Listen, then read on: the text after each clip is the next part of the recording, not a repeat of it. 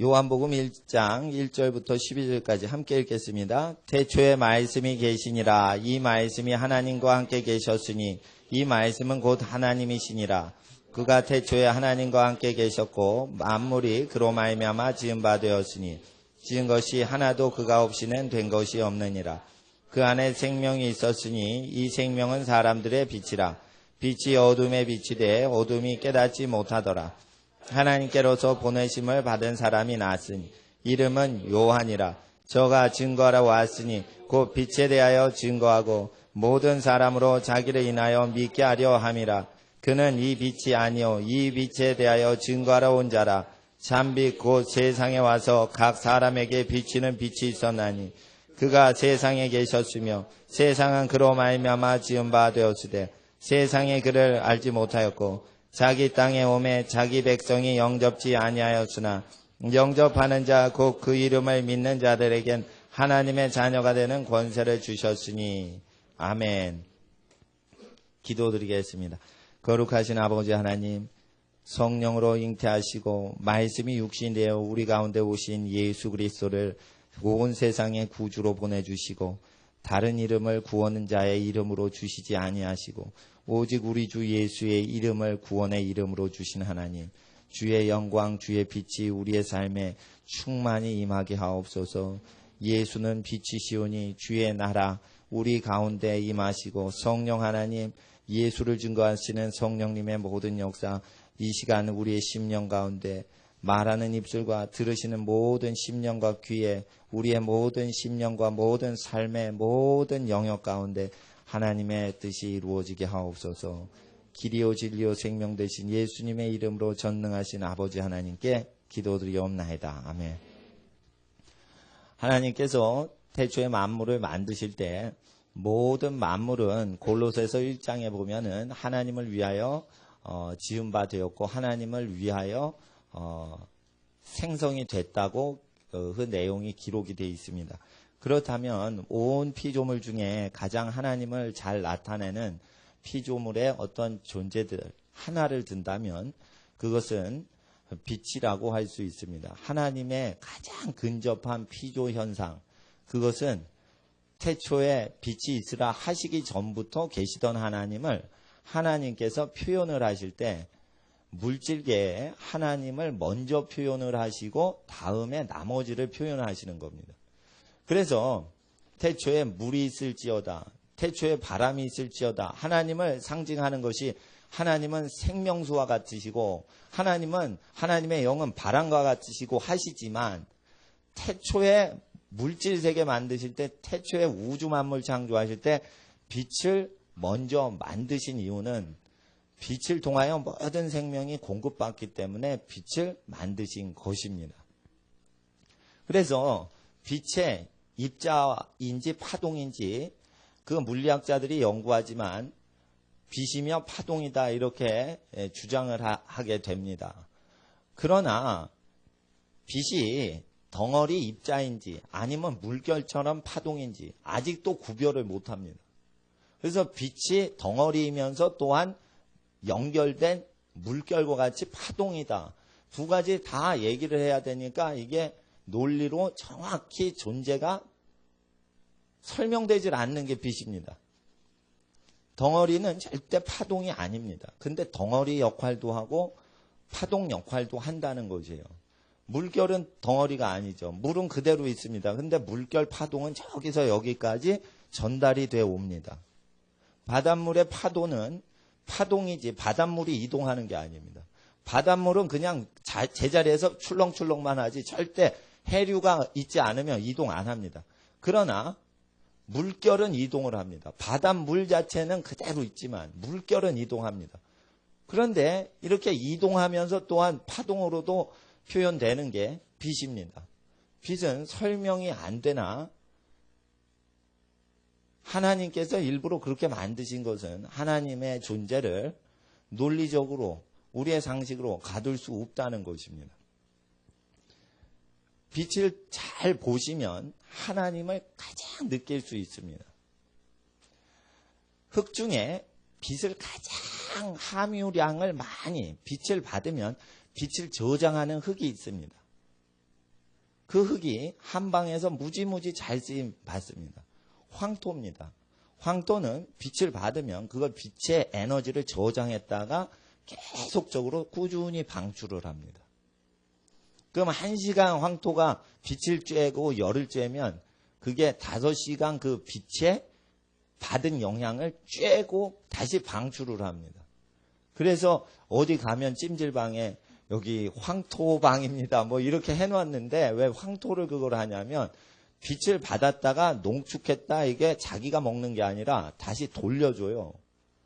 그래서 황토가 좋은 게 아닙니다. 사람들이 황토가 좋다 이럽니다. 아닙니다. 흙인 황토가 좋은 게 아니라 황토가 빛을 함유할 수 있는 양이 능력이 많기 때문입니다. 황영조가 마라톤을 잘한다가 아닙니다. 황영조의 폐가 어머니가 해녀셨기 때문에 폐가 산소를 많이 간직하고 조금만 숨 쉬어도 많은 산소를 흡입하고 저장하고 나중에 활용하는 능력이 있기 때문에 황영조 씨가 마라톤을 잘하는 게 아니라 그 사람 속에 있는 산소의 기운을 오래 저장함으로 그 사람이 오래 뛰는 겁니다. 그래서 사람들은 황영조다, 황토다, 참 위대하다 이렇게 얘기를 하지만 사실은 그렇지 않습니다. 그 속에 있는 생명, 공기, 산소가 많이 함유되어 있는 영향 때문이요. 그 속에 빛이 충만하게 저장돼서 황토로부터 나중에 방출되기 때문에 유익이 되는 것입니다. 이와 같이 만물에 유익이 있다 이래서 만물을 높입니다. 사람들은. 그러나 만물을 높일 때 그 만물이 높여짐을 받으면 안 되고 황토 속에 있는 빛이 영광을 받아야 되며 황영조 씨 안에 있는 어머니가 주신 폐활량 때문에 그런 것에 대해서 시인을 하고 그 부모님이 아이를 건강하게 낳아주셨구나. 그래서 영광을 받지 아니하는 다른 존재가 실제는 그 역할을 하고 있다는 것입니다. 이와 같이 만물 중에 하나님은 빛으로 오셔서 만물을 살리시고자 첫 번째 창조를 빛으로 하시는 이유는 만물 중에 빛이 좋으셔서가 아니라 빛은 하나님을 완전히 표현할 수 있는 의사, 표현, 시청각, 교육이기 때문입니다. 시각적인 표현이기 때문입니다. 그래서 하나님을 표현하시고자 빛을 첫날에 만드신 것입니다. 그래서 빛을 잘 보시면 우리가 알지 못하는 하나님의 모든 속성을 완벽히 갖고 있습니다. 빛은 가둬놓을 수가 없습니다. 사과는 우리가 저장고에 간직해서 창고에 보관해서 때에 따라 출하를 합니다. 가을철 열매들이 많습니다. 그거 출하하고 우리가 간직하고 소유할 수 있습니다.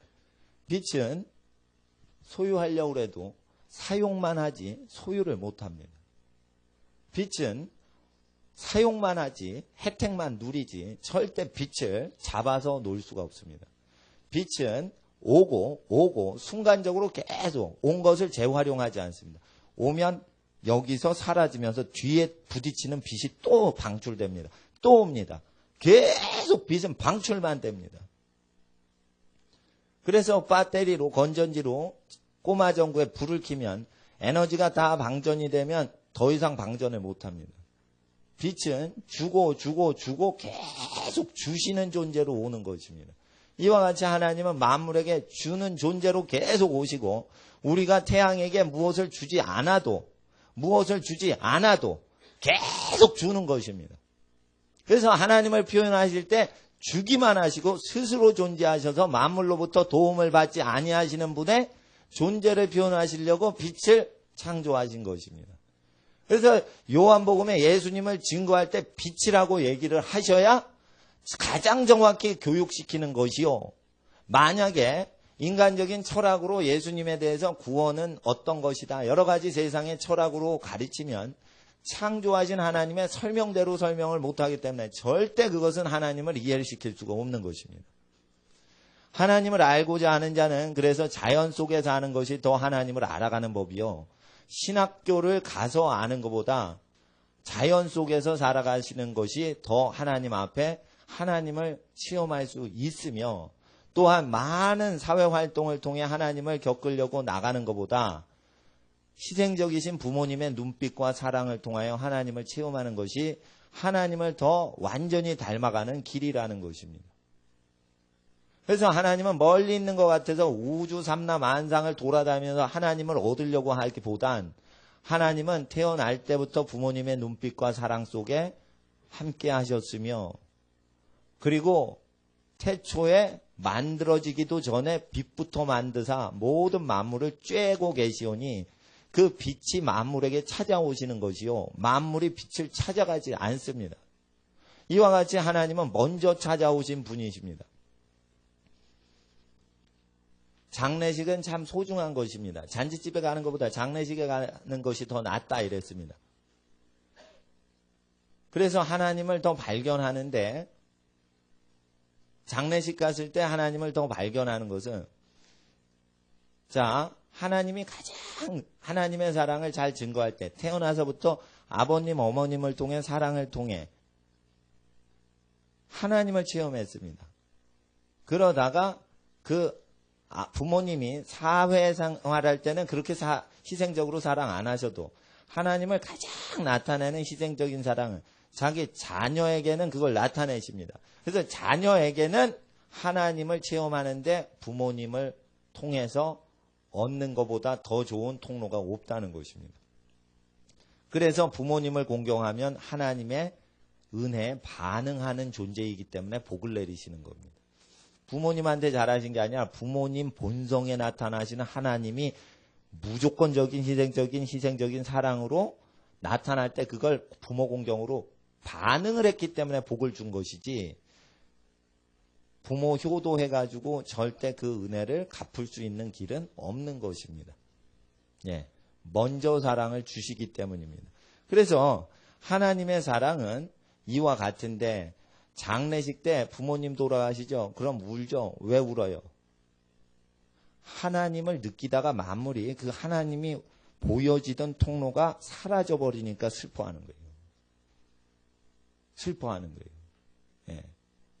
천국 가셔도 슬퍼합니다. 왜 그러냐? 땅에 수십 년 동안 자기를 쭉 빛으로 비추던 하나님의 어떤 통로가 호흡을 거두시기 때문에 더 이상 그 하나님의 느낌을 느끼지 못하기 때문에 그렇습니다. 그래서 자기 존재로부터 하나님이 오셨었다는 것을 가르치시려고 부모를 창조하시고 부모로부터 하나님 형상을 만드시고 그 부모는 하나님의 어떤 역할을 대신하도록 부모를 만드셨다는 것입니다. 그래서 부모가 자녀를 낳을 때 성을 통하여 자녀를 낳기 때문에 성은 너무너무 창조적으로 거룩하신 창조주 하나님의 뜻에 의해서 부부가 결혼을 해야 됩니다. 그래서 이 부부가 되는 것은 생명을 걸고 결혼을 하는 것이기 때문에 결혼 전에 자기 몸을 성결히 하며 결혼 이후에는 완전히 거룩하게 일편단심으로 각자 부부의 역할을 감당할 때 하나님이 그 부모에게 나타나셔서 자녀에게 흐르신다는 것입니다. 이게 일반 은총에 속한 하나님을 발견하는 법입니다. 빛에는 가시광선이라는 영역이 있습니다. 그러나 가시광선의 영역을 벗어나는 빛이 있습니다. 그래서 가시광선을 통하여 하나님이 우리가 확인할 수 있도록 하나님을 확인할 수 있는 어떤 영역이 있다. 우리가 보고 들음으로 하나님을 느낄 수 있는 영역이 있다라고 가르치시지만 또한 가시광선, 눈으로 확인할 수 없는 광선이 있습니다. 그 영역이 나중에 과학자들에 의해 발견됐을 뿐이지 원래부터 보이지 않는 빛은 있었습니다. 그래서 이 보이지 않는 빛의 영역을 연구하면 하나님이 우리가 확인할 수 없도록 하나님 자신을 감추시고 우리에게 다가오시는 하나님의 영역이 있다는 것입니다. 우리가 하나님이 행하시는 걸 느끼면서 어떤 일을 하는 경우가 있습니다. 그것은 빛이신 하나님이 가시광선의 영역 가운데 그 빛의 주파수 가운데 내리실 때는 우리가 느낍니다. 지금 시험 공부를 조금 했는데 어떻게 하나님께서 이렇게 갑자기 지혜를 주시는 것 같다. 또는 농사를 했는데 이게 흉년이 들 수 있는데 우리 땅에는 하나님이 복을 주셨습니다. 이거 하나님이 하셨습니다. 농부 아저씨가 이렇게 고백을 합니다. 이런 건 가시광선 영역처럼 우리가 느끼는 빛처럼 오시는 하나님의 역사입니다. 그러나 느끼지 못하는 하나님의 역사가 있습니다. 그것은 전파입니다. 태양빛에는 전파, 전기 파동이 나오는데 그것 역시 빛의 속도와 똑같이 이동이 됩니다. 왜 그럴까요? 전자파, 태양에서 나오는 전파, 곧 전자파는 빛 자체이기 때문입니다. 빛 자체가 전파입니다. 전파는 빛 자체인 것입니다. 그럴 때 이 빛이 내릴 때 전파는 어떤 신호를 줄 수 있습니다. 우리가 느끼지 못하는 비가시광선권에 있는 것 중에 하나가 전파입니다. 전자파가 핸드폰을 쓰면 나타납니다. 눈에 안 보입니다. 그런데 눈에 안 보이는 빛이 귀청을, 뺨을 때리는 것입니다. 그래서 이게 너무 안 좋을 수 있으니까 여기 금속을 이렇게 대면 전자파가 피부보다는 금속을 좋아해서 금이나 은이나 이런 순수한 금속이 있으면 은박지나 금박지에 집중을 하죠. 그래서 여기 뺨에 부딪히는 양이 줄어듭니다. 그래서 이렇게 전자파 방지하는 거 붙일 때 이러죠. 그런데 전파의 특성은 어떤 신호를 주는 데 있습니다. 전파는 모든 데 신호를 주는 데 있습니다. 하나님은 우리가 느끼지 못하나 지금 신호를 주고 계시다는 것입니다. 그래서 빛을 통해 무언가 신호를 주고 계시는 것입니다. 그리고 두 번째, 우리가 느끼지 못하는 광선이 있습니다. 느끼지 못하는 광선 중에 두 번째는 열을 전달하는 적외선이 있습니다. 열을 전파합니다. 전파나 가시광선은 열을 전달하지 못합니다. 열을 전달하는 것은 우리가 적외선을 통해서만 열을 전달받는 것입니다. 예. 리모컨 같은 거 이거 다 적외선입니다. 제가 누구한테 배웠는데 안 보이죠 이거. 누가 배워서 아는 게 아니라 이거 보면 리모컨이 빛이 안 보여요. 예, 이렇게 빨간 빛이 쫙 가고 그러면은 보일 텐데 이거 빛도 안 가는데 테레비가 켜집니다. 이런 작동을 하는 게 있는데 열을 전파하는 게 있습니다. 하나님은 하나님의 따스한 온기를 우리가 느끼지 못할 때 전달하시는 하나님이심을 나타내시려고 창조 때 그렇게 빛의 속성을 만드신 것입니다. 빛에 뻗어가는 모든 현상은 하나님을 위하여 창조하신 현상이라고 골로새서 1장에 기록되어 있습니다. 그래서 빛을 볼 때 이게 하나님을 표현하는 양식인 것입니다. 하나님은 우리에게 온화한 따스한 온기를 전달하시는데 이것을 사람들은 느끼지 못하여 가시광선 외에는 느끼지 못합니다. 하나님 앞에서 또한 우리가 느끼지 못하는 영역이 있습니다. 자외선입니다. 이 자외선은 살균 소독하는 현상이 있습니다. 너무 오래 태우면은 자외선에 피부가 상할 수 있지만 적절히 피부를 태우면 살갗에 있었던 피부를 나쁘게 하는 미생물체를 태워죽입니다. 또 이불이나 집에 사용하시는 침구류를 이렇게 옥상이나 베란다에 갖다 놓으시면 자외선이, 적외선은 열을 갖다 주지만 자외선은 그 모든 것을 살균을 해줍니다. 그래서 우리의 눈에 보이지 않지만 하나님은 귀신과 모든 악한 영으로부터 우리를 보호하시는 역할을 하고 계신다라는 것을 말씀을 하고 계시는 것이 바로 빛 중에 자외선인 것입니다. 그래서 빛을 계속 연구하다 보면 하나님을 나타내고 계시는 것입니다. 우리가 빛 중에 또한 파괴하는 빛이 있습니다. 그건 감마선이라는 게 있습니다. 이것은 핵무기가 터질 때 나오는 것인데 태양에서도 감마선이 나옵니다. 일본 대지진이 일어날 때 원자력 발전소 크게 파괴됐을 때 거기서 감마선이 많이 나왔다고 그래서 일본 언론이 난리가 났어요. 이거 원자폭탄 터질 때 나오는 건데 이게 왜 발전소에서 나오냐 이래가지고 감마선 나왔다고 우리나라 신문에도 나왔어요. 감마선이 나오면 사람 다 살상되는 겁니다. 근데 그 감마선이 태양에서 계속 나오고 있습니다. 그런데 감마선이 나옴에도 불구하고 엄청난 양이 나옴에도 불구하고 이게 우리 살에 닿지 않게 하나님이 보호하실 때는 아마존 강에 빛을 광합성하여 모든 생명체들 보고 먹어라 이러고 산소를 방출하는 그 산림과 우림 지역이 가득 차면은 오존층이 형성이 돼서 하나님 앞에서 감마선을 방어를 해주고 있습니다. 그래서 나무가 많으면은 지구의 모든 생명체를 파괴하는 심판하시는 하나님의 속성, 그 감마선을 막아낼 수가 있습니다. 어떻게 할까요? 우리는 의의 나무라. 남미의 아마존의 많은 열대우림과 우리나라 산림의 많은 수목들이 산소, 생명을 내뿜고 있습니다. 무엇을 마시고요? 찌꺼기 이산화탄소를 마시고 산소를 줍니다. 그래서 계속 이것을 행하는 나무들이 많을 때는 감마선을 그만큼 철저하게 막아줍니다. 그래서 하나님의 심판이 계속 내리고 있다는 것을 빛은 강조하시나 우리가 생명의 의의 나무로 계속 호흡하고 자연 보호를 하고 자연을 서로 생명 있는 걸 서로 살리려고 할 때는 하나님의 심판이 내려오는 것 자체를 우리 지구 땅 자체가 방어를 할 수 있게 하는 것입니다. 그럴 때 하나님은 화가 나실 때만 심판의 영인 감마선을 보내십니까? 항상 내보내십니까? 항상 내보내시고 계십니다. 그래서 하나님은 항상 죄를 심판하시고 하나님은 항상 악을 멸망시키시려고 일하고 계시는 하나님이심을 빛 자체가 보이고 있는 것입니다.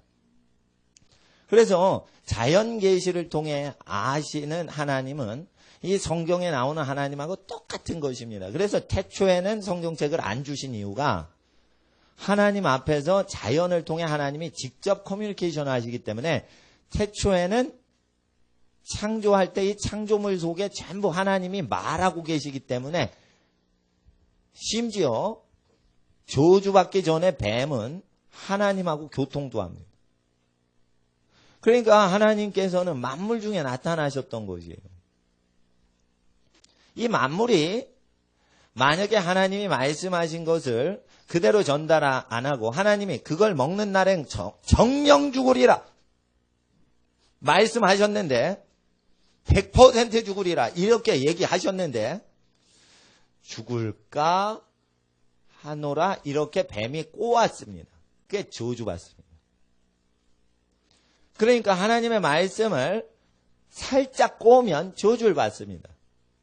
예수께서 복음을 증거하셨습니다.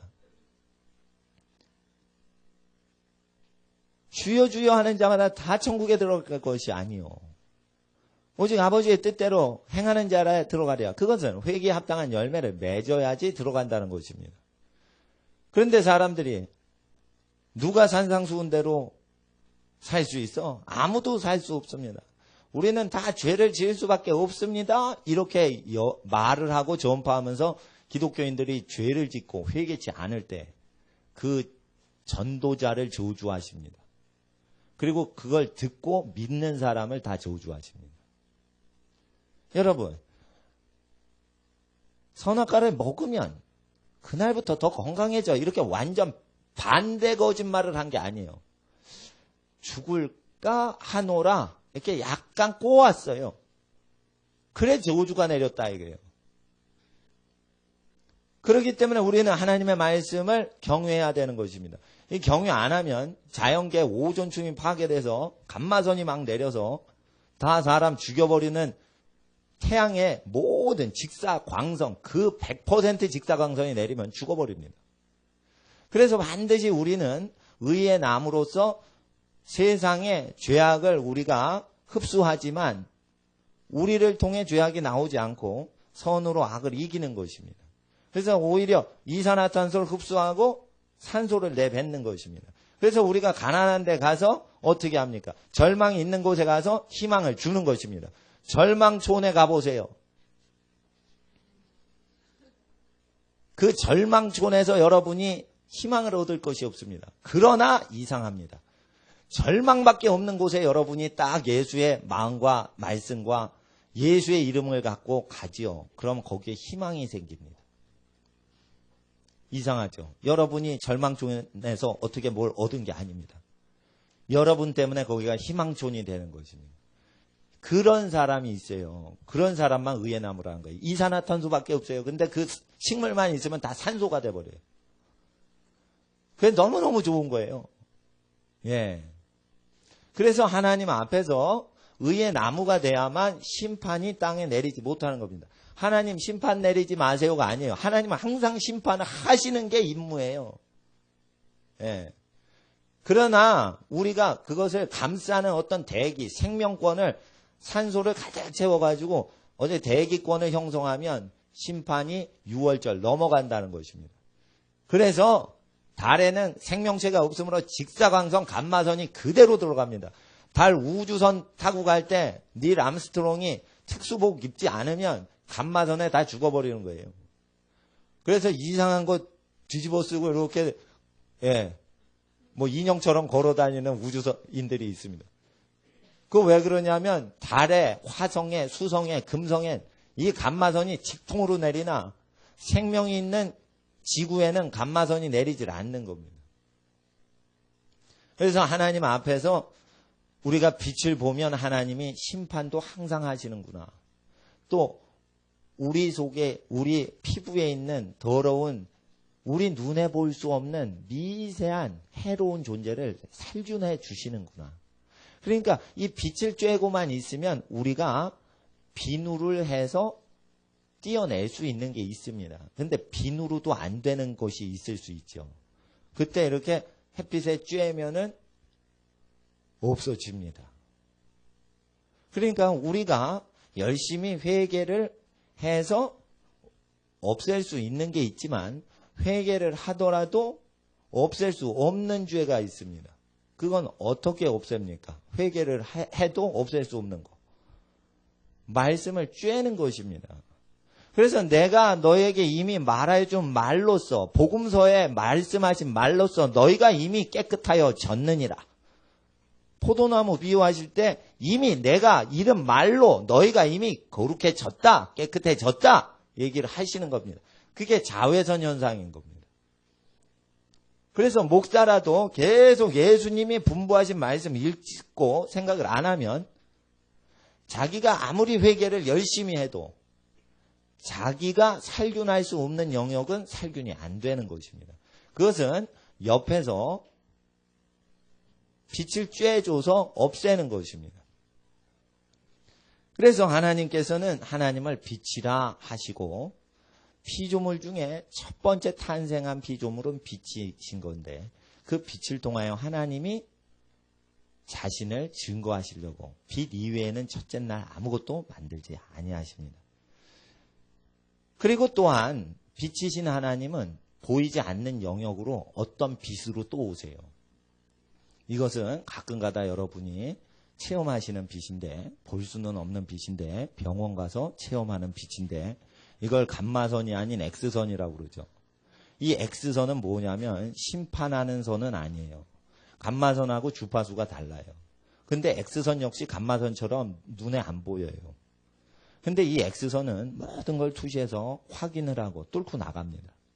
그래서 하나님의 말씀은 우리의 혼과 영과 관절과 골수를 찔러 쪼개기까지 하면서 마음의 뜻과 생각을 다 감찰하시고 조사하시는 역할을 말씀이 운행하시면서 하고 계신다는 것입니다. 그러니까 우리가 말씀이 들려지지 않았어요. 성경 나 안 읽었어요. 근데도 하나님은 만물 중에 그 말씀이 운행하시면서 사람의 생각과 마음의 중심을 다 읽고 운행하시는 일을 하고 계신데 이걸 우리가 감지를 못합니다. 그래서 X선은 눈에 보이지 않고 우리가 확인이 안 되는 광선 중에 하나인 것입니다. 그래서 초정밀 기계로는 X선이 빛이 감지되나 우리 시각적인 눈으로는 감지가 안 됩니다. 예. 그래서 기계에서 X선 방출됩니다. 빨간불이 날 때는 X선 촬영 기사 아저씨 방 밖으로 나가서 이렇게 하죠. 예. 그래서 맨날 방사선이 농축되지 않도록 하지요. 예. 하나님 앞에서 하나님의 보이지 않는 영역들을 설명하는 것이 광선 중에 보이지 않는 광선들의 역할들인 것입니다. 이제 보이는 하나님의 역사하시는 영역의 과시광선을 우리가 공부하면 그냥 빛입니다. 근데 그 빛을 분리시키죠. 그러면 어떻게 됩니까? 언제 분리하세요, 하나님은? 우리가 프리즘이라는 인공적으로 분리하는 거 말고 하나님이 직접 분리하십니다. 그것은 비가 내린 이후에. 그러면 어떻게 됩니까? 대기 중에 수분이 많습니다. 수분, 눈에 보이지 않는 미립자 그 물방울이 공중에 둥둥 떠다닐 때 어떻게 합니까? 빛이 그대로 반사되면 빨주노초 파남보가 반사각도가 색깔마다 파장이 다르기 때문에 물방울이 동그랗기 때문에 이게 반사경 역할을 해서 쫙 빛들이 각도가 달라집니다. 그래서 수분이 대기 중에 가득 찰 때 무지개가 뜹니다. 그러면서 하나님의 눈에 보이는 빛은 7가지 영역으로 나와서 하나님 앞에서 사람들이 연속 스펙트럼임에도 불구하고 인간 눈에는 7색으로 보입니다. 7가지 색으로 보입니다. 그래서 전 세계 사람들이 다 무지개는 7색이다. 그러나 7색이 아닙니다. 전부 연한 노랑, 진한 노랑. 뭐 이런 식으로 다 해서 다르지만 우리가 색소를 느낄 때 7가지 주요 메인 색소로 느끼게끔 하셔서 하나님은 7날의 창조를 기억하고 7가지 일을 행하시고 교회를 세우실 때 7교회에 대해서 얘기하시고 하나님께서는 7자의 단위로 하나님이 일하시는 걸 얘기하시고 하나님은 그래서 심판이 다시는 노아 때와 같이 있지 아니하리라. 그래서 7날의 무지개 영광의 안식으로 내 안식에 거할 수 있다 하면서 하나님 보좌에 있는 7 무지개 빛깔을 무지개 속에 구름 속에 걸어 놓으시는 겁니다. 그래서 하나님의 보이는 역사, 하나님의 보이는 행사, 이것을 빛의 영역으로 7단계로 표시하시는 것입니다. 그래서 하나님은 항상 자연 계시를 통해 이야기하셨고 지금도 그 원칙을 변치 않고 지키셔서 자연계 법칙은 100% 이루어집니다. 자연계 법칙이 한 번도 깨지지 않습니다. 어느 전세계 지구상에 가고 어느 우주 공간에 가도 빛을 잡아서 프리즘으로 연결시키면 항상 7가지로 나옵니다. 그러니까 하나님이 이것을 똑같이 약속 어기지 않고 옛날과 똑같이 지키신다는 걸 지금도 확증해 주시는 것이라 하나님의 말씀은 빛이기 때문에 노아 때의 무지개가 현재도 역사하기 때문에 이 시대에도 하나님은 눈에 보이는 역사, 너희와 함께한다, 우리와 함께 하십니다 라는 우리의 신앙 고백과 같이 하나님은 임마누엘로 우리와 함께 하시는 역사를 노아 때와 같이 하시는데 마지막 때는 가족 노아 8식구 빼놓고 다 멸망당했던 것은 사인입니다. 마지막 때는 경건한 집안은 구원받고 경건하지 않은 집안은 멸망당하는 것입니다. 교회별로 구원 얻지 않습니다. 여러분 아십시오. 교회는 입학시험을 치르는 데가 아니에요. 예? 입학시험을 치르는 신학교에도 믿음 없는 학생이 간간히 섞여 들어옵니다. 입학시험을 치르지 않는 교회는 더 자유스러운 거예요. 신학교보다. 그러면 여러분 아세요? 신학교에도 대학생 중에 가끔 담배 피는 대학생이 걸립니다. 그럼 너 왜 신학교 왔냐 이럽니다. 엄마가 가래서 왔어요. 이렇게 합니다. 부모님이 믿음 좋아서 갔는데 자녀가 믿음 없는 경우가 있죠. 예. 그런 경우가 있기도 하고. 근데 교회는 교회별로 구원하지 않습니다. 교회는 구원을 선포만 하는 데입니다. 그리고 열심히 만민에 기도하는 집입니다. 기도는 구원받은 사람이 기도하는 것입니다. 구원은 일상생활로 하나님을 경외하는 집안의 문화를 통하여 죄를 멀리하여 집안의 문화, 습관, 무의식적인 생활 양식을 통해 하나님을 경험하고 배워서 집안별로 하나님의 복이 임하는 것입니다. 그래서 가정별로 말세에는 구원 얻는 걸 보여주셔야만 되기 때문에 대선지자 노아 선지자가 가정별로 구원을 얻는 것을 그걸 기록을 남기신 것입니다. 말세 때는 노아의 때와 같으리라 그랬습니다. 그래서 빛에 대해서 우리가 연구를 할 수 있습니다.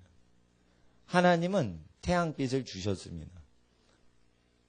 이 태양을 통해 빛을 통해 보이지 않는 빛과 보이는 빛과 보이지 않는 빛을 통하여 하나님은 보이게 역사하시는 하나님으로 우리에게 오시지만 동시에 보이지 않게 일을 하고 계시는 영역이 있다는 것을 믿고 하나님 내가 느끼고 체험할 수 있게 내가 기도한 것만 역사하시는군요.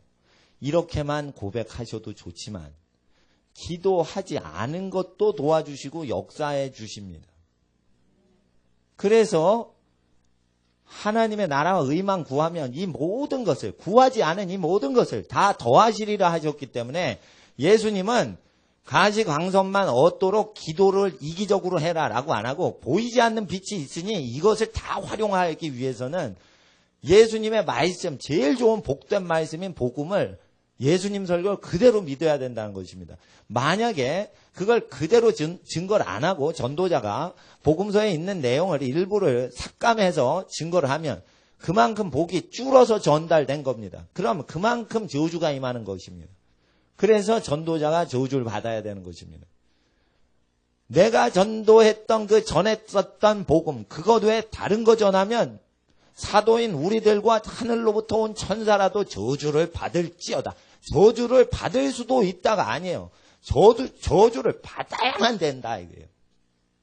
복음서에 예수께서 구주께서 말씀하신 거예요. 그래서 내가 본부했던 모든 것을 가르쳐 지키게 하라. 세상 끝날까지 너희와 함께 하리라 하셨는데 가르치신 모든 것을 증거 안 하고 일부를 도용하거나 빼거나 가감하거나 이렇게 되면은 세상 끝날까지 복이 없는 저주 현상이 오는 것입니다. 그래서 예수 바깥에 있으면 저주가 있는 것입니다. 예수 안으로 들어오면 복이 있는 것입니다. 예수 안이라는 것은 산상수훈 안에 들어오는 걸 얘기하는 것입니다.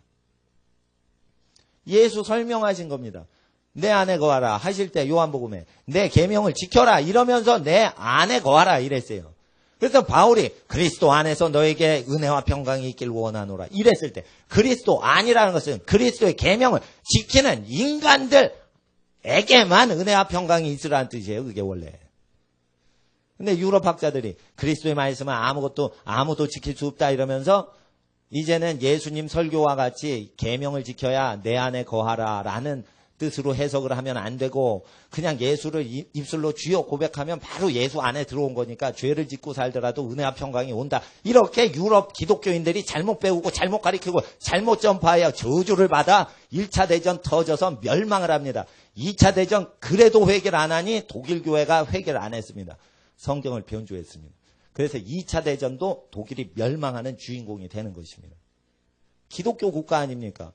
독일이 축구를 잘해서 월드컵에서 국가 울려 퍼질 때 우리나라는 애국가 퍼지죠. 독일은 찬송가가 퍼집니다. 우리나라 찬송가 중에 나오는 그 곡조가 그 국가예요. 예. 근데 아무리 국가를 기독교적으로 만들고 독일의 여당이 기민당입니다. 기독교 민주당을 기민당이라고 하죠. 기독교당이 장악을 했어요. 그래서 독일에 있는 모든 성직자는 국가에서 다 먹여 살려줍니다. 세금으로 5%인가 몇 프로를 종교세, 기독교세로 떼요. 왜? 누가 정권 잡았어요? 기독교 민주당이 잡은 거예요. 그래서 지금 기민당이 잡으니까 그냥 다 법을 그러니까 뭐예요? 목회자가 국가에서 얻어먹고 살죠? 기도도 안 해. 성경도 안 봐. 그게 뭐냐면 주의 종은 국가한테 먹는 게 아니에요. 그게 세속화된 거예요. 그러니까 성경 따르지 않고 국가 따르죠. 국회법 바뀌니까. 그러니까 독일 연구하면 재밌습니다. 그러니까 하나님 앞에서 기독교 정당이 나와도요. 성경을 따르지 않죠. 저주받아요. 교회가. 독일에서 또 기독교 민주당이라는 정당이 술집, 술 팔고 몸 팔아도 영업을 한 것이다. 이래서 룸사롱에서, 독일 룸사롱에서 만약에 술집에서 술 팔고 몸 팔죠.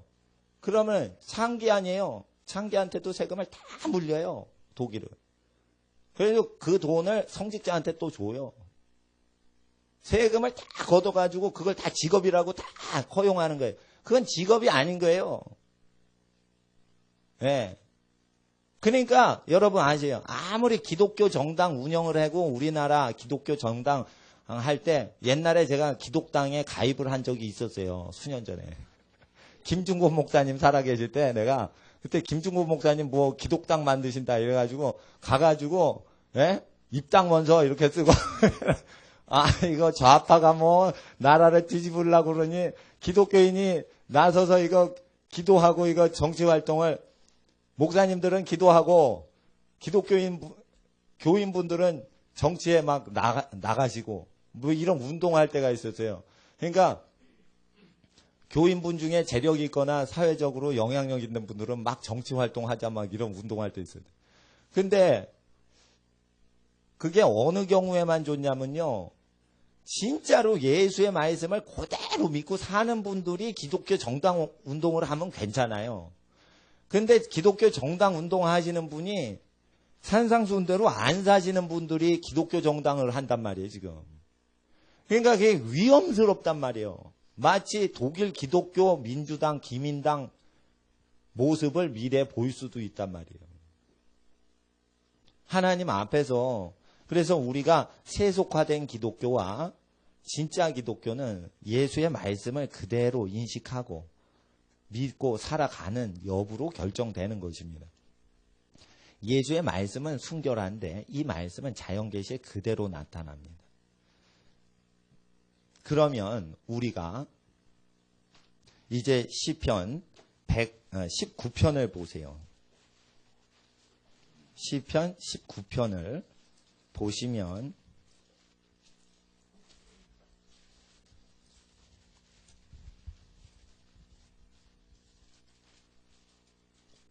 1절부터 4절까지를 읽어주세요. 시작.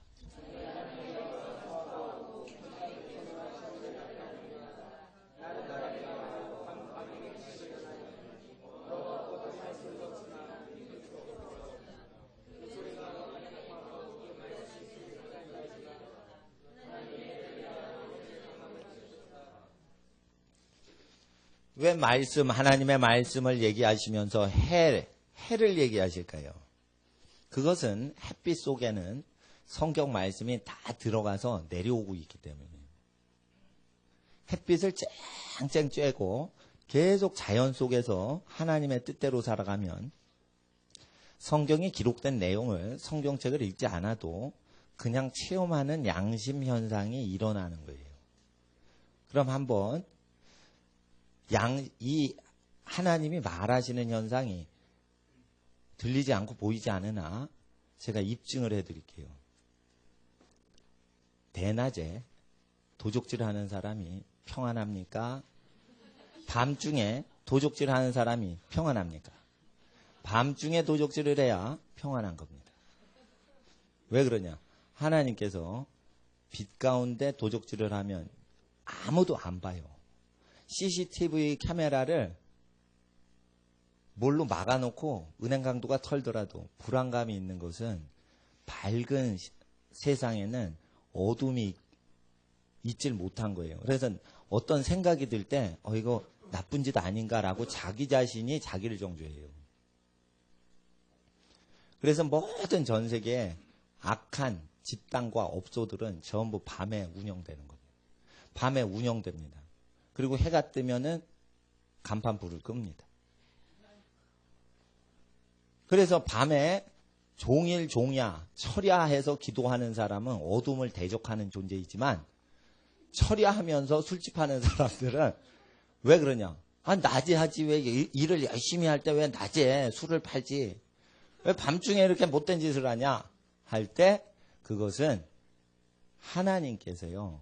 밤에는 양심에게 얘기하시는 현상이 줄어든다라고 얘기하시는 걸 한번 보셔야 알아요. 그러니까 불신자와 무신론자와 폐역하고 악하고 음란한 사람들, 하나님 없다 하는 사람들에게도 하나님이 나타나시는 현상이에요. 그래서 출애굽기 한번 보세요. 햇빛이 있는 거랑 없는 거랑 구별해서 도적이 밤중에 뚫고 들어올 때 도적을 쳐 죽이면 죄가 없어요. 근데 낮에 도적이다 이래서 쳐 죽이잖아요. 그럼 피 흘린 죄가 있어요. 근데 로마서에 이 율법이 선하다 이랬어요. 왜 그래요? 하나님이 빛 가운데 대낮에는 얘기를 하시기 때문에. 그래서 22장 보시면 3절을 보세요. 이게 손해배상법 나올 때 22장 출애굽기 22장 3절입니다. 시작.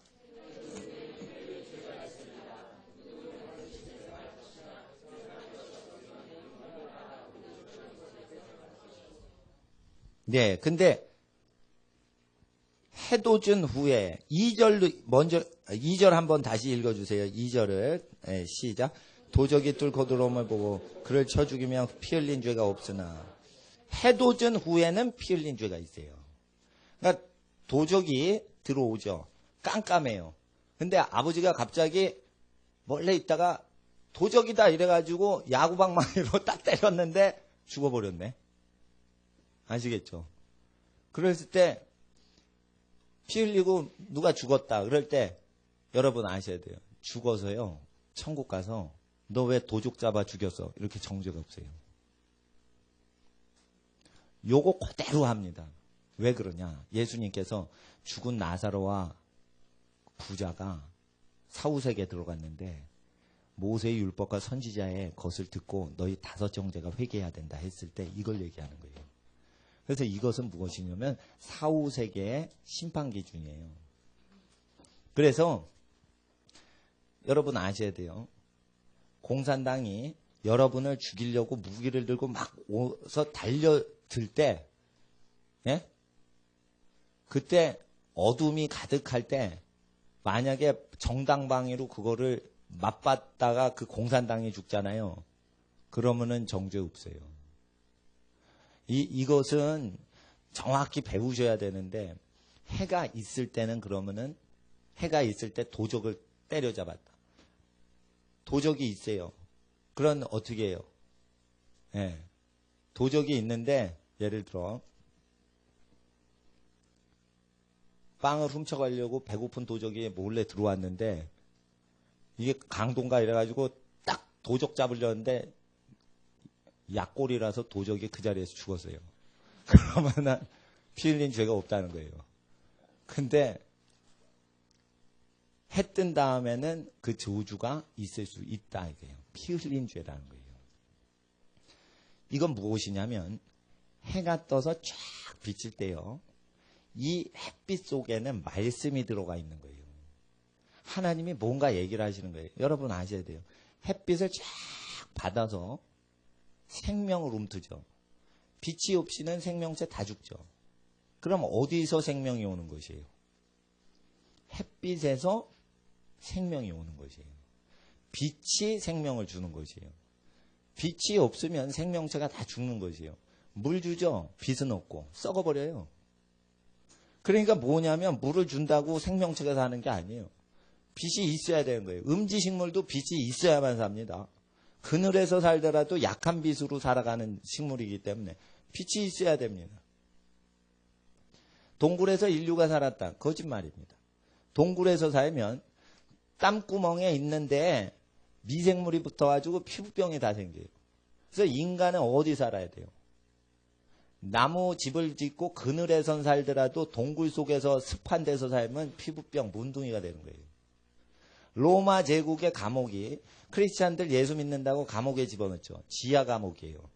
그건 무슨 뜻이에요? 굴이에요, 굴. 지하 감옥에 딱 넣으면은 나올 때 뭐 돼서 나와요? 다 문둥이 돼서 나와요. 그래서 배너라는 영화에 그 토굴에다 넣잖아요. 근데 그 주인공 집안 식구가 문둥병이 들잖아요. 문둥이는 어떻게 생기냐면 햇빛을 받지 못하고 계속 습한 일을 하잖아요. 그러면은 문둥이가 되는 거예요. 출애굽할 때 사람들이 출애굽하기 전에 벽돌을 굽게 하는데 그 노동이 너무 힘드니까 하나님께 부르짖으면 하나님께서 그걸 들으시고 나중에 모세를 보내서 건지실 때 모세가 문둥이 된 손을 딱 다시 품에 넣으니까 다시 손이 여상하여 회복되죠. 그럴 때 사람들이 믿을 거라고 해요. 그만큼 햇빛에 쬐지 못하고 계속 일을 하면 문둥이가 되는 거예요. 하나님 앞에서 빛을 받아야만 사는 것입니다. 이 하나님의 말씀은 그리스도가 육신으로 오시기 전에도 이 빛 대신 하나님의 말씀은 임하셔서 원래 햇빛 가운데 하나님을 경외하고 살면은 하나님은 빛이시라. 그 빛 가운데 하나님이 모든 커뮤니케이션을 하시는 현상이 일어난다는 것이 시편 19편이에요. 그래서 이게 구약 성경이에요. 그래서 자연법대로 살았더니 예수 말씀대로 그대로 살고 하나님만 경외하고 인간의 손으로 만든 우상에 절하지 않는다. 이러면은 자연계에 살면서 하나님하고 일반 은총으로 교통하는 사람이에요. 이러면은 이런 사람들을 예수님이 찾으러 오시는 거예요. 내 백성 어디 갔냐 이러면서 찾으러 온 거예요. 그럴 때 그 예수님 이전에 살던 예수님 말씀대로 신약 성경 마태복음은 없어도 예수님 말씀대로 자기 양심으로 살아갔던 사람들이 있어요. 근데 성경은 신약 성경은 없어요. 근데 말라기 시대에 그런 사람이 있었어요. 이사야 시대에 그런 사람이 있었어요. 모세 때 그런 사람이 있었어요. 그리고 모세 이전에 성경이 구약도 없을 때 인류가 그렇게 살았던 사람이 있어요. 산상수훈대로 양심 작용이 되는 사람. 이럴 때 그 사람을 하나님이 내 백성이다 이러시는 거예요. 많은 사람이 인류는 암흑으로 있다가 마침내 빛 대신 그리스도가 오심으로 그제야 하나님이 나타났다 이러는데 잘못 가르친 거예요. 예전부터 여러 부분과 여러 모양으로 선지자를 통하여 말하시던 하나님이 마지막 날에 아들로 말씀하신 거예요. 그러니까 옛날에 이런 방구도 안 하시던 하나님이 마지막 때 이제 말해야지 이러고 아들을 통해서 말하신 게 아니란 말이에요.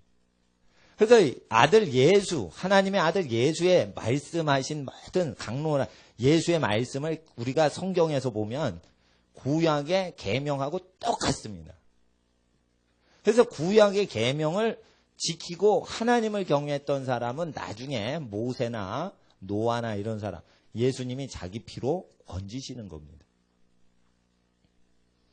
이 시대에도 마찬가지입니다. 그래서 죄를 회개하고 주님께 돌아오면 구원합니다. 하나님의 구원의 원래 궁극적인 뜻은 믿는 자를 구원하시는 게 아니라 의인을 구원하시고 죄 짓는 자는 죽여버리는 게 하나님의 원래 뜻이에요. 그러니까 하나님의 그 원래 뜻은 죄인은 심판하고 의인은 건지시는 하나님의 뜻인데 예수가 와서 죄를 지어도 건지려고 하는 걸로 바뀐 것으로 어느 기독교인이 믿어요. 이게 잘못 믿는 거예요. 예수는 죄인을 살리려는 게 아니에요. 죄인을 회개시켜서 죄와 죄인을 분리시켜서 죄인을 의인 만들어서 건지시는 거지. 절대 죄에 짓고 사는 사람을 건지는 식으로 하면 율법을 폐해버려요. 율법은 죄를 지으면 누구든지 심판한다 했어요. 그래서 그 죄로부터 해방받도록 하기 위해서 예수님이 피를 쏟으사 죄의 값을 갚으시고 또한 능력이 없으니 성령을 부어주사 죄를 이기게 하시고 이렇게 하심으로 죄에서 극복해서 죄에서 나오게 하시고 수렁과 구덩이에서 나오게 하셔서 건지시는 구원론이 이루어지기 때문에 구약하고 똑같이 구원해 주시는 거예요. 근데 많은 사람이 구약 때는 죄 지면 쳐 죽이고 예수 등장해서 이제 죄 짓고 천당 가는 시대가 됐습니다.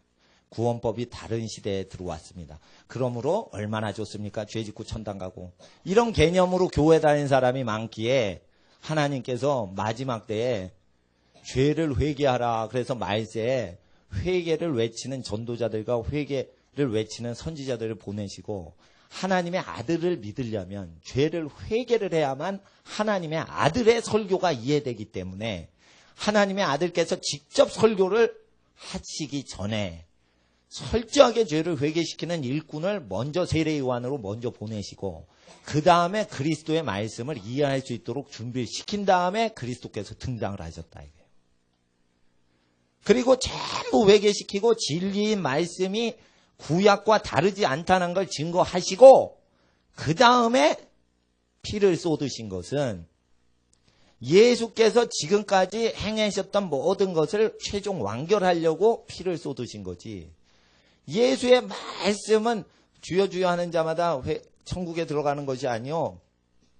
외식하고 가증히 행하면 심판받는다는 그 복음서 내용 증거하신 것을 이루시기 위해서 피를 쏟으신 것인데 피 쏟았으니까 이제 예수님이 3년 동안 설교하신 거는 안 믿어도 된다. 이렇게 독일에서 가르쳤어요. 영국에서 그렇게 가르쳤어요. 그러니까 저주를 받는 거예요. 여러분, 저는 마틴 로이드 존스 목사님의 강론을 상당히 좋아했었어요. 그런데 거기에는 함정이 있습니다. 구원 받을 만한 사람은 구원 받지만 구원 못 받을 사람은 그분 설교 듣고 구원 못 받습니다. 왜 그러냐면 산상수는 아무도 지킬 수 없습니다. 딱 못 박아서 우리에게 그 예수의 말씀을 따르려고 하는 의지를 꺾어버리고 피가 구원합니다. 이렇게만 결론을 중점적으로 내리기 때문에 존 스토드 목사님과 마틴 로이드 존스 목사님은 전 세계적으로 칭찬만 받아요. 욕을 들어먹은 적이 없어요. 모든 사람이 너희를 칭찬하면 너에게 화가 있다 이랬어요. 모조리 칭찬을 다 하면 재앙이 있는 거예요. 그건 뭐냐? 회개 한 사람만 건질 수 있는 설교자인 거예요. 빌리그람 목사님 집회 가보세요. 회개를 시키질 않아요. 다 죄인입니다. 그러니까 예수님 믿으러요. 앞으로 나오십시오. 이렇게만 해요. 그러면은 회개를 시키질 않죠. 죄가 죄라고 의가 의라고 심판에 대해서 증거를 안 하고 그냥 예수 영접만 시키면요. 빌리그람 목사님 욕하는 사람이 어디 있어? 그러니까 여러분 아셔야 돼요.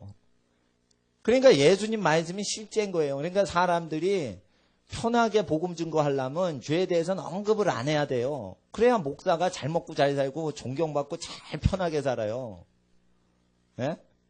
근데 제가 그 위대하신 전도자들과 교사들을 폄하하는 게 아니라 그분들의 말을 들으면 일부는 지옥 가게 돼 있단 말이에요. 그러니까 뭐냐면 예수의 말씀은요. 유명한 전도자하고 달라요. 예수의 말씀을 그대로 믿으면 100% 구원을 얻어요. 그러나 유명한 전도자들이 유명 전도 집회에서 한 설교를 그대로 그거대로 구원받는다라고 생각을 하면 수많은 한 70%는 지옥 가요. 세속화된 사회일수록 지옥 가요. 만약에 빌리그람 목사님이 아주 고난당하는 기독교인들한테 그렇게 설교를 하면 100% 구원 받아요. 알고 기니까. 만약 빌리그람 목사님이 북한의 지하교회 가서 만약 강론을 하면 100% 구원을 받을 수 있을 거예요. 그러나 미국같이 세속화된 데에서는 구원을 100% 그 유명 전도자가 설교한 것으로 구원 얻을 수 없어요. 왜 그러냐? 죄에 대해서 언급하지 않기 때문이에요. 보다 많은 결신자를 확보하려면 얼러야 되는 것이에요.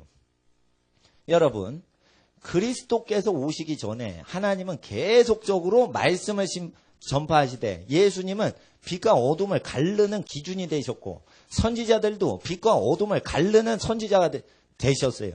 그래서 그 빛과 어둠을 정확히 갈라서 선지자를 받아들이면 그리스도를 받아들인 것이에요. 이사야 선지자를 받아들이면 그때 구약 때 그리스도를 받아들인 것이요. 그리스도의 말씀을 받지 않는 자는 이사야도 받지 않아요. 그래서 빛 가운데 사는 것이 무엇인지를 얘기할 때 빛은 상징이다라고만 생각하시면 안 되고 이 도적을 어둠 가운데 때려잡는 것과 빛 가운데 때려잡는 게 죄가 다르듯이 어두운 가운데는 하나님이 그렇게 자연 계시를 얘기를 안 하셔서 편히 잠자고 쉬라고 하시고 아니면 깨어서 기도하라고 하시든지 낮에 빛 가운데 일해라. 이렇게 얘기하시는 것이에요. 그것은 일을 하는데 성경책 없어요, 하나님. 이럴 때도 빛 가운데 하나님이 얘기하시는 거예요. 그래서 낮에 술 취하면 부끄러운 거예요. 뭔 일이야. 낮술을 다 먹네. 누가 그러죠? 그럼 이게 비정상이라는 거예요. 밤에나 술 먹지 왜 낮에 술을 취하냐. 이거 낮술을 먹는다 이거예요. 예? 요즘 대학생들 낮술 먹어요. 예? 공강 시간이다 이러면 소주집 가가지고 대학 캠퍼스 가보세요. 낮술 먹어요. 낮술. 이게 무엇이냐? 이게 부끄러운 것인데 하나님 앞에서 하나님이 그게 양심 가운데 얘기하시는 거예요. 낮하고 밤이 평등한데 낮술 먹으면 어때? 논리적으로는 그렇습니다. 근데 낮술을 먹는 것 자체가 술 취하는 것 자체가 죄니까 술 취하냐? 아, 죄네? 이걸 자기가 느끼는 거예요. 낮에는 일할 때인데 일하지 않고 지금 술 취하고 놀고 먹으니까 너 죄다. 부모님이 지금 낮에 일하시는데 네가 낮에 대학교 대학생이라고 그렇게 캠퍼스 옆에서 술 퍼먹고 있냐? 너희 부모님은 고생하고 일하고 계시는데? 그러니까 벌써 그게 생각이 되는 거예요. 미국의 유명한 선지자가 무지무지 가난했었는데 어린 시절에 극장에 갔어요. 극장 갔는데 그때 극장 비용이 입장료가 몇 센트였대요. 몇 센트였는데 그 몇 센트짜리 극장을 흑백 영화를 보고 있는데 아버지가 노가다예요. 계속 노가다 뛰시는 아버지의 얼굴이 계속 뜨더래요. 그래가지고 그 흑백 영화 시절에 그걸 못 보고 나왔다는 얘기가 있어요. 그 유명한 선지자가 됐지, 그 사람이. 예, 그분이 텍사스 출신인데, 그 시골에서. 그러니까 이런 거 하나님이 자연 계시로 이렇게 나타내시는 거예요. 어린애지만, 교회 안 다니지만.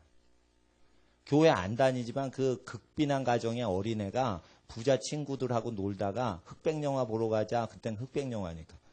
갔는데 그 부잣집 아이들은 편하게 보지만 자기 아버지 땀 흘리고 고생하는 게 생각돼서 더 못 보더라는 거예요. 이게 교회를 안 다니고 구원받지 못한 어린이에게도 하나님 나타나시더라. 그러니까 이런 하나님에 대해서 우리가 성경을 통해 확인하는 것입니다. 그럴 때 오늘 중요한 내용에 대해서 좀 더 연구를 하면 히브리서 이제 보시면 히브리서 어딜 보시냐면요. 11장을 보세요. 믿음의 선조 중에 모세의 이야기가 나옵니다. 24절부터 26절. 24절부터 27절까지 4절입니다. 24절 11장 히브리서 11장 24절부터 27절까지 읽어주세요. 시작.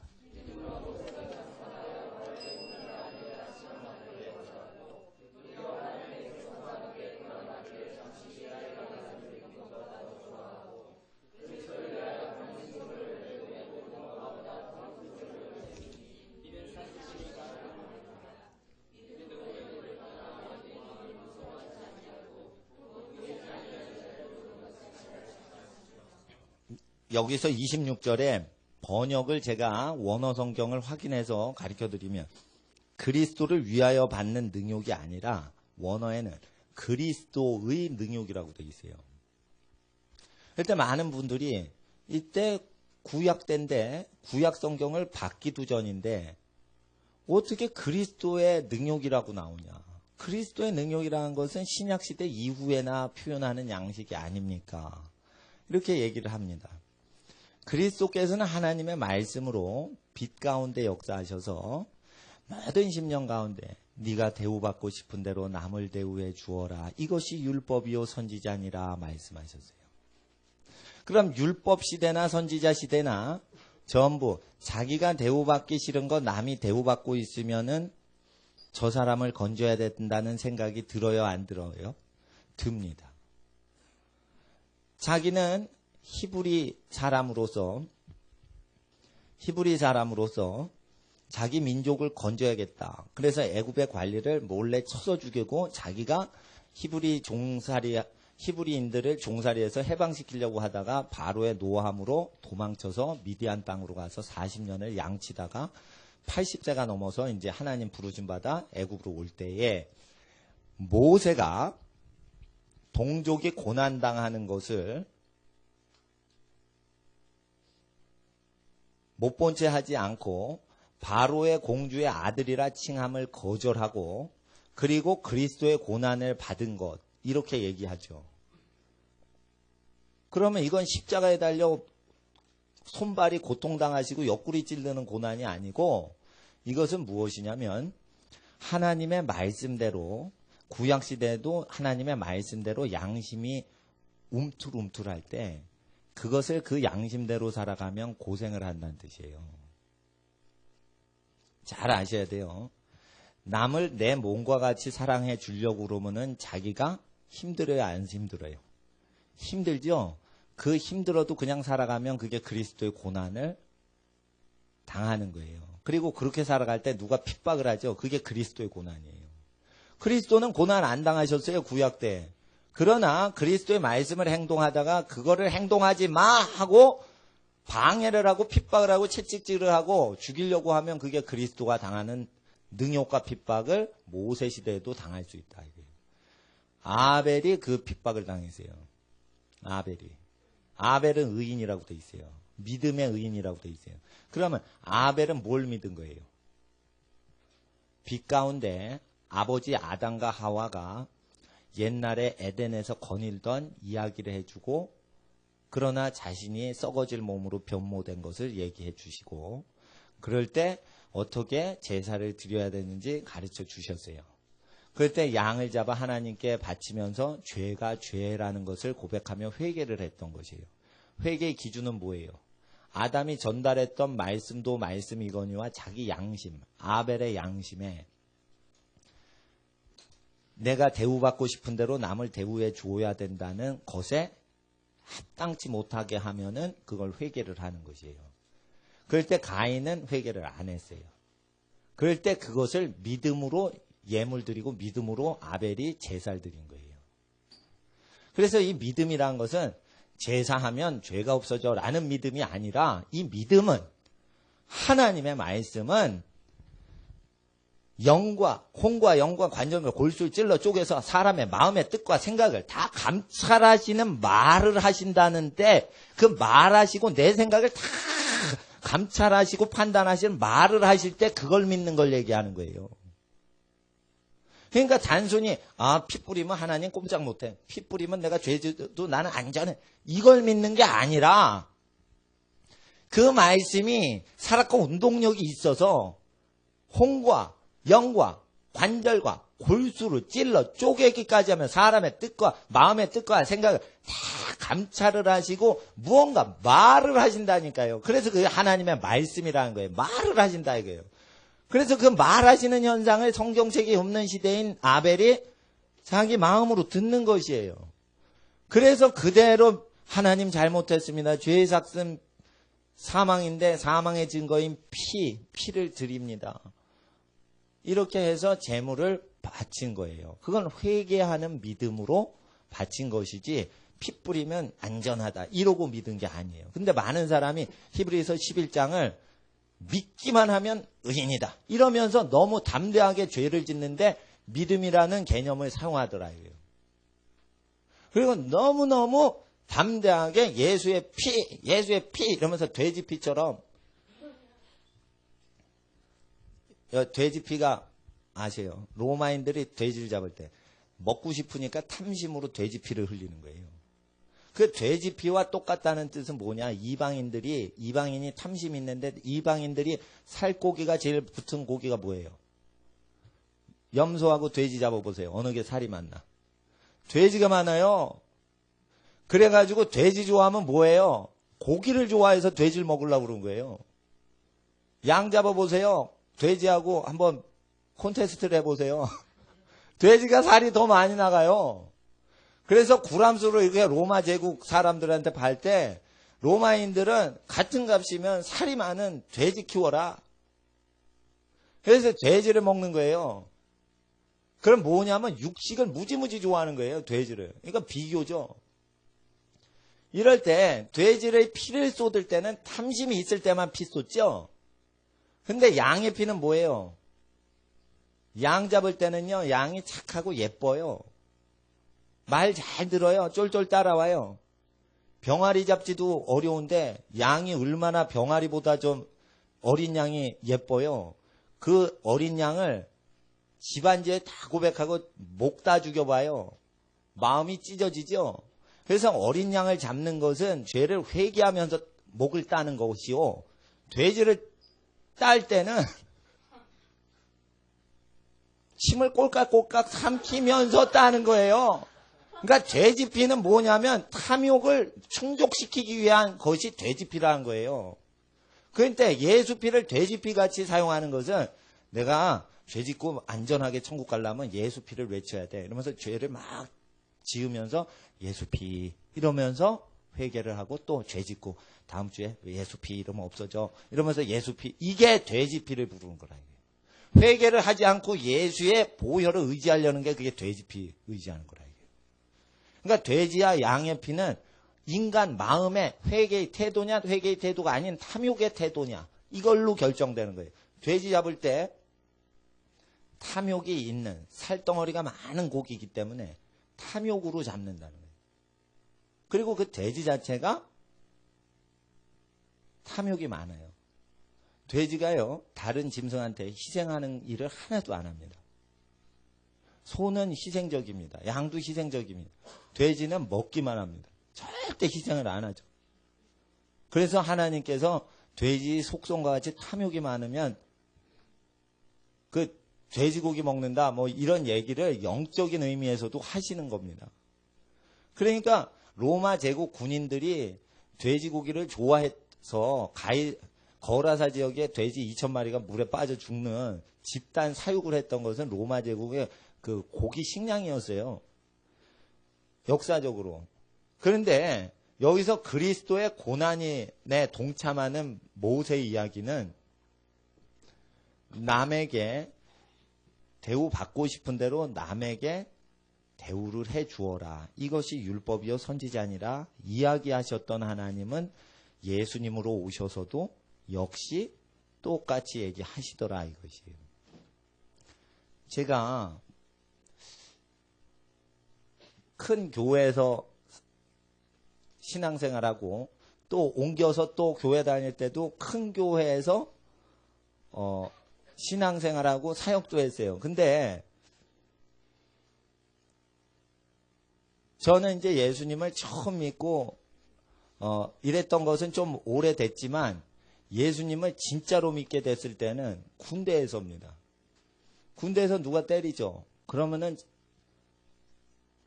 끝나고 나서 그 사람을 위해서 꼭 기도를 했습니다. 왜냐하면 주님께서 그렇게 명령했으니까. 그때는 믿음도 어린데 순수했어요. 그러니까 누가 주먹질하죠. 상관이. 그럼 내가 하급자 때문에 내가 맞는 거예요. 내가 잘못 안 했어요. 근데 내가 책임을 지다 보니 내가 잘못한 걸로 내가 주먹질을 받는 거예요. 그러면은 아이 억울해 이러면서 하급자를 기합 주는 게 아니라 내가 그것을 감당해야 되니까 원수를 위해 기도하라 이렇게 구절이 되어 있기 때문에 선으로 악을 이겨라 이렇게 되어 있기 때문에 날 주먹질 구타한 사람을 위해 기도를 합니다. 왜 초등학교 때 싸워서 친구한테 맞고 때리고 이런 적은 있어도 초등학교 5학년 이후로 내가 사람 구타한 적이 생각이 안 납니다. 예. 예. 그래서 제가 맞고 기도해드리고 이런 적은 있어도 때린 적은 기억이 안 납니다. 하나님 앞에서 이렇게 살아갈 때 교회에서 은혜가 충만해서 어디 가든지 저보고 뭘 맡아달라고 하셨어요. 그 나이 많으신 분들이. 그래서 이거저거 하다 보니까 나중에 어쩌다가 전도사까지 됐습니다. 전도사가 됐는데 난감한 게 생긴 거예요. 내가 하기 싫은 것을 조직이니까 부려야 되는 위치에 내가 올라가 있는 거예요. 그러면은 사랑하는 청년부 지체들인데 이 청년부 지체들을 내가 이렇게 막 부리면 이게 군대에서 내가 하던 식으로 해야 되는데, 내 군대에서도 예수님 말씀 그대로 지키고, 내가 군대에서도 하급자인데 내가 대우받고 싶은 대로 그걸 해서 군기가 다 빠질 정도로 예수님의 말씀을 지켜줘요. 내가 하여튼 리더가 군대에서 되죠? 그럼 군기가 내 밑에 있는 애는 다 빠져. 그러니까 이거 군대가 안 돌아가요. 그러니까 여러분, 교회법을 군대에서 적용시키니까 군기가 다 빠져버리는 거예요. 그럼 내가 다 힘든 거 내가 다 해버려야 되는 거예요. 그러니까 내가 빨리 제대하고 싶다. 이거 그만둬야겠다. 이거 나는 군대 체질이 아니다. 그랬는데 교회 오니까 조직인데 그 조직의 속성 자체가, 저는 히브리서 11장에 모세가 그것을 경험했다고 봐요. 자기가 애굽 바로의 왕자들 중에 성장을 했어요. 왕족으로 성장을 했는데 자기가 사랑하는 자기 백성이 고난을 당해요. 그럴 때 여러분 아셔야 돼요. 자기가 부려먹을 수 있는 권한이 있어요. 그런데 저들을 잘 되게 해줘야겠다라는 생각이 있을 때 고난이 올 수 있다는 것이에요. 그 고난이 올 수 있는데 그걸 견디고 참아내고 스스로 자립하고 독립하고 하는 정신이 출애굽 정신이에요. 그래서 사람 밑에서 종살이 하면서 괴롭게 사는 인생에서 거기서 탈출해서 편하게 예배 드릴 수 있는 자유. 그리고 사람에게 마음껏 자기 양심대로 대해줄 수 있는 권위자의 자유. 그래서 나는 담임 목회자가 돼야지 내 자유, 양심대로 사람들한테 대해주지. 나는 전도사 돼가지고는 내가 불행하다고 생각했어요. 전도사 돼갖고는 불행하다고 생각해서. 왜냐하면 설교를 할 시간이 없어요. 난 전도사 때는 전도만 했어요. 그리고 사람들 뭐 어떻게 할지 모르지만 하여튼 조직에서 톱니바퀴 같이 살아가는 것으론 내 심령이요 행복하지 않았어요. 하나님의 일이라지만은 기록된 말씀들, 네가 대우받고 싶은 대로 남을 대우해 주어라 하신 말씀을 내가 지킬 수가 없는 인간 구조 가운데 들어갔어요. 그것은 무엇이냐면 그 사람들이 나쁘다는 뜻이 아니에요. 교회를 사랑하다 보니까 한 영혼보다 교회를 더 사랑해야 되니까 사람들이 희생해야 돼요. 누가 희생해요? 목회자들이 다 희생해요. 그리고 교인들이 아주 희생을 많이 해서 교회 단체를 이끌어가요. 난 그거 볼 때 흉측하게 보여요. 난 그게 흉측해 보여요. 그래서 내가 교회 재산 없애버리는 게 더 편하지, 한 영혼을 더 위해 주는 게 그게 예수님의 뜻이다. 그래서 나는 교회에 충성하는 거 싫어요. 나는 이거 목사님들 회개운동 하기 위해선 이것을 행동하지 않으면 절대 내가 주의 종이 못 돼요. 교회의 구조적인 죄악이 있어요. 여러분, 이것은 사회의 죄악만 있는 게 아니에요. 교회도 사회에서 생존하다 보면 조직 운영으로 해야 돼요. 근데 이것이 말씀과 대치될 때 말씀을 그대로 따라가야 된다면, 그게 고난이 있다 하더라도 따라가야 된다 이거예요. 그래서 제가 말씀드리는 것은 경제 자립하는 집안의 모든 활동은 부자 되려는 활동이 아닙니다. 남의 종살이 하면서 인생을 7, 80평생 보낼 수 없다. 내 양심의 선한 마음으로 하나님을 섬기는 자유를 누리며 나머지 여생을 살아야 되기에 고난이 와도 경제 자립을 가정이 이루려고 열심히 일하는 것이지, 우리 중에 누가 부자 되려고 부자 되려는 사람이 어디 있겠습니까? 부자 되려는 이유는 남한테 시달리지 않고 편히 가족이 쉬어보고자 부자가 되려고 하는 것이에요. 그래서 그것을 이루는 것은 하나님 앞에 모세의 심령을 갖고서 행해야 된다는 것입니다. 그래서 모세의 마음을 갖고 하지 않으면 절대 세상 못 이깁니다. 모세의 마음은 그리스도의 마음입니다. 그래서 빛 가운데 있었던 모세의 심령 가운데 하나님이 오셨던 것처럼 마지막에 그 빛의 생각이 예수님으로 육체가 돼서 오셨다 이거예요. 그러니 그분이 행동하시니 얼마나 빛이냐 이거예요. 자, 신비로운 구절을 한번 읽겠습니다. 요한복음 1장을 보세요.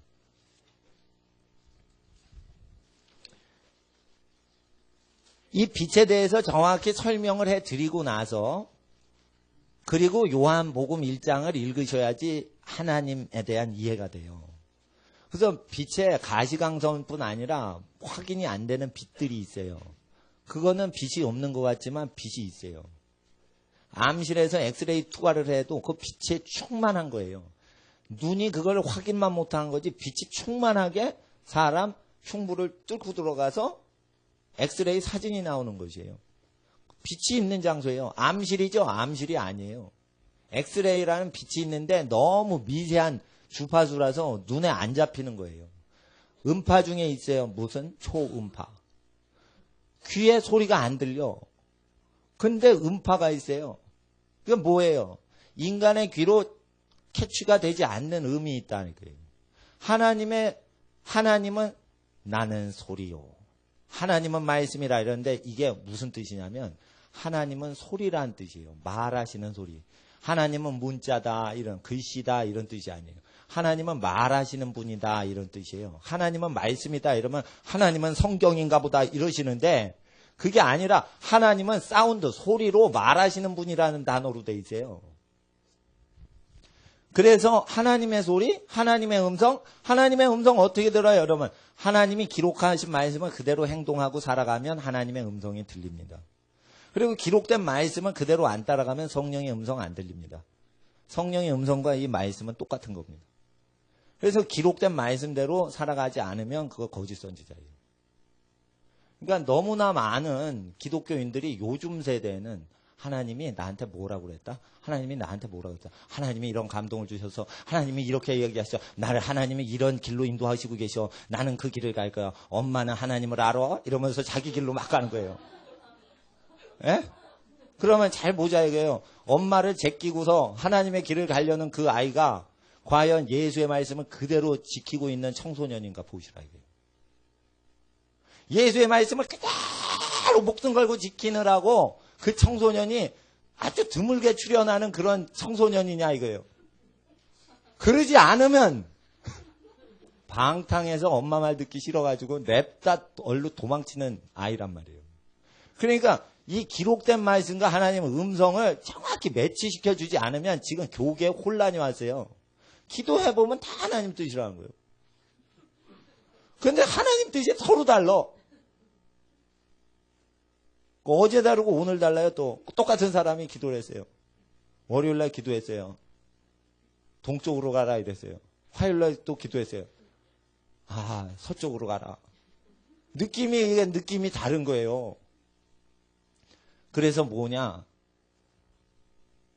기록된 말씀을 쭉 지키고 살면 하나님이 우리가 볼 수 있게 가시광선으로 우리에게 인도해 주시는 길도 있지만 보이지 않는 광선으로 우리의 살균 효과를 일으켜 주시는 자외선으로 오시고 우리에게 따뜻함으로 오시는 적외선으로 오시고 이러면서 우리가 느낄 수 없는 전파로 무슨 소식을 전달하고 역사하시는 은밀한 하나님의 역사가 그냥 이 말씀을 경외하고 쭉 살아가면 모든 일이 합력하여 심지어 우리가 컨트롤할 수도 없는 일까지 합력하여 선을 이루시는 것은 보이지 않는 하나님이 역사하시는 열매라는 거예요. 그러니까 꼭 우리가 선지자가 돼야만 하나님이 일을 하신다 그러지 않아요. 하나님은 선지자를 의지하지 않으세요. 선지자를 명하사 보내시는 것뿐이지 그 선지자가 말을 안 듣는다 하여도 하나님 나한테 심부름 시켰는데 내가 안 할 거야. 하나님 당황스럽죠? 하나님 일에 방해되는데 어쩔 수 없잖아요. 내가 선지자인데 내가 전도자인데 하나님 말씀 안 들어버리니까 하나님도 무능하네. 어쩔 수 없네. 이렇게 뻗대는 인류가 생길 수가 있다 이거예요. 근데 하나님은 선지자 하나도 의존 안 하십니다. 심판하시기 전에 그 인류를 멸망시킬 때 멸망하기 전에 마지막 기회를 주실 때 선지자를 보내시는 거예요. 그렇기 때문에 우리가 하나님이 선지자 의존하지 아니하십니다. 하나님은 선지자가 없을 때 인류에게 그냥 나타나셨어요. 재미난 거는 바벨론 왕 느부갓네살의 꿈에도 나타나요. 느부갓네살 우상숭배자거든요. 근데 느부갓네살이 그 애굽의 바로의 꿈에도 나타나요. 그래서 요셉을 역사할 수 있도록 그렇게 환경이 조성돼요. 그럼 선지자를 통해서만 꿈을 계시하셔야 겨우 전달을 하시는 하나님이 아니라는 걸 반드시 아시고, 성경이 없어도 하나님이 자기 뜻을 전달하시는 하나님이신 걸 아시고, 단지 성경을 주신 것은 모든 사람이 이걸 눈에 보고 돌이켜 회개하도록 하시기 위해서 성경을 주셨다는 것입니다. 그래서 우리가 모세의 이야기를 생각하면서 하나님 앞에서 이 경제적인 자유가 없게끔 계속적으로 이 땅이 악하고 음란하고 돈을 하나님의 형상보다 더 귀히 여기는 이 세대에서 우리가 하나님 앞에서 경제생활을 하시는 경우에 모세의 마음으로 달려가셔야만 믿음의 사람이 되신다는 것입니다. 하나님 앞에서 우리가 시편 19편을 다시 한번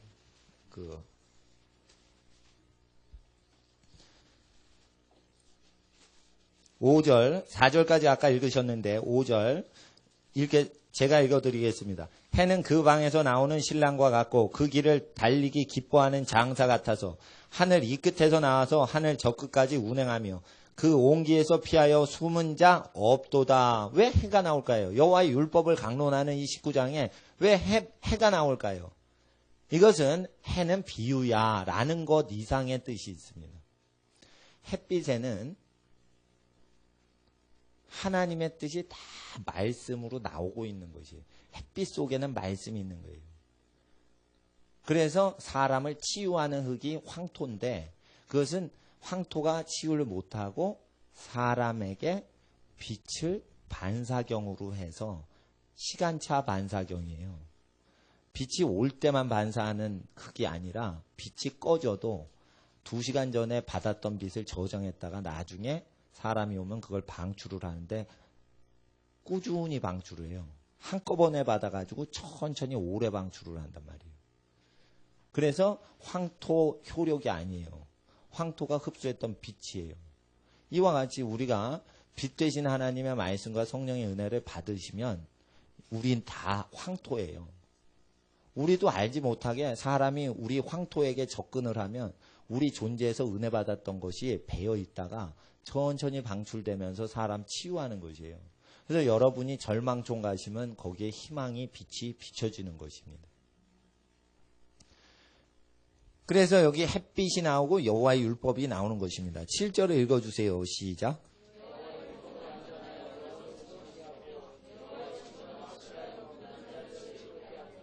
8절도 읽어주세요.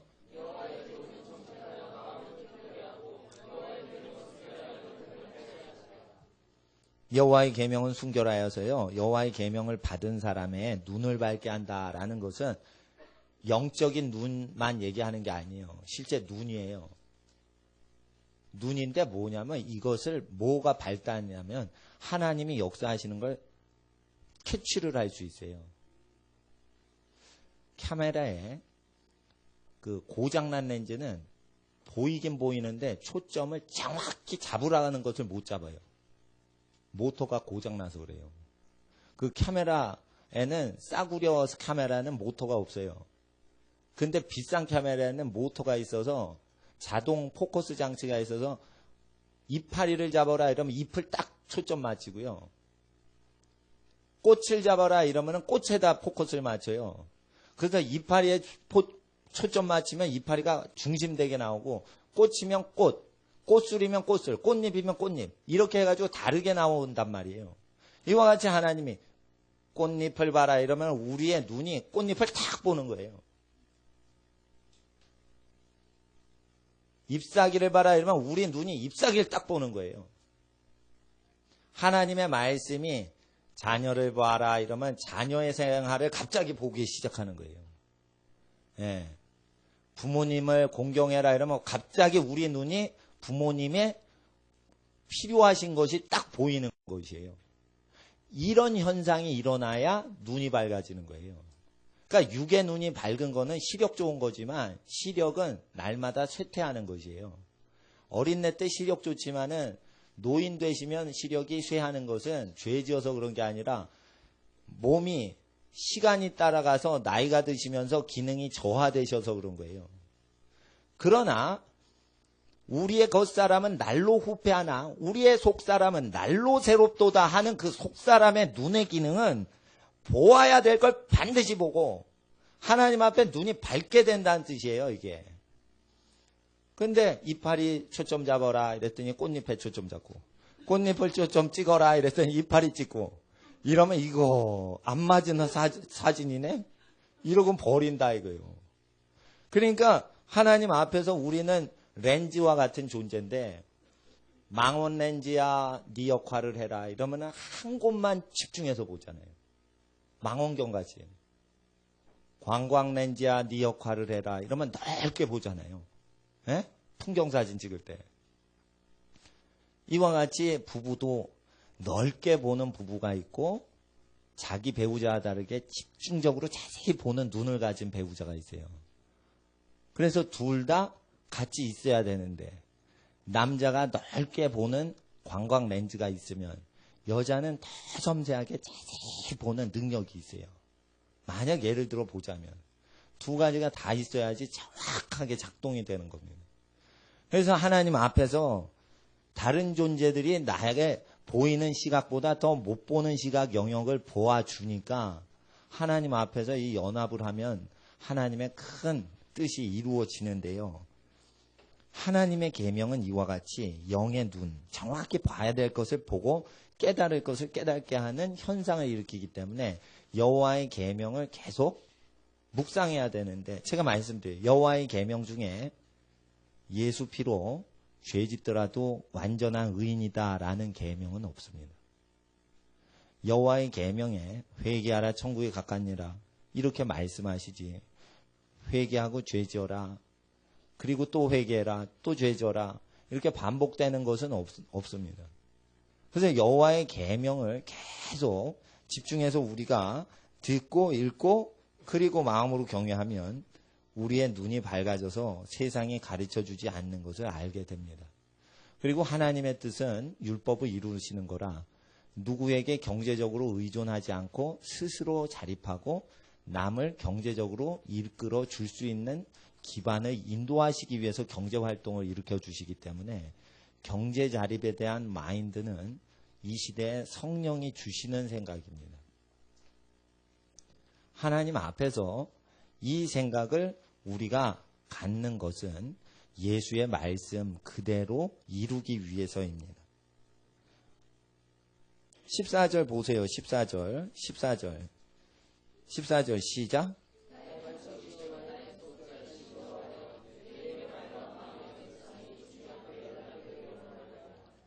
이것은 13절에 고범죄를 짓지 않으면은 그렇게 되는 것이에요.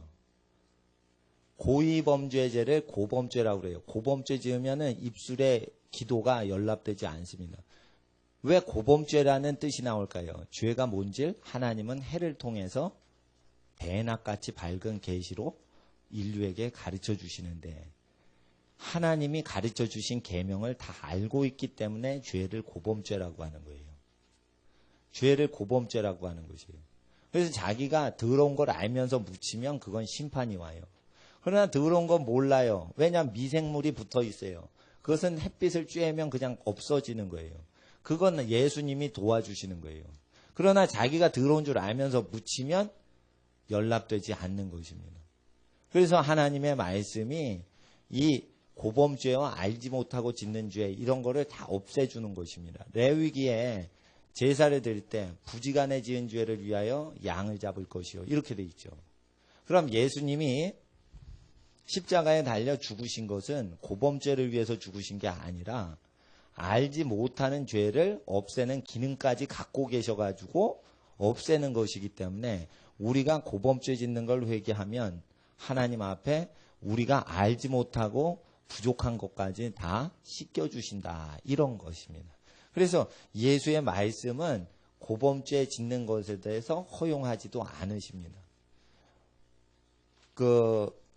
예수님 말씀 마태복음 7장을 잠깐 보시겠습니다.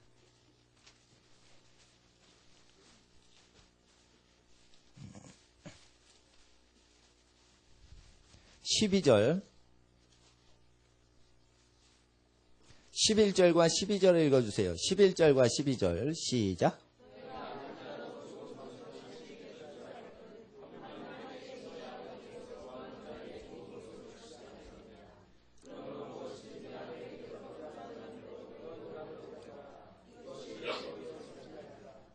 도적놈도요, 자기가 대우받고 싶은 대로 남을 대접해 주려고 해요.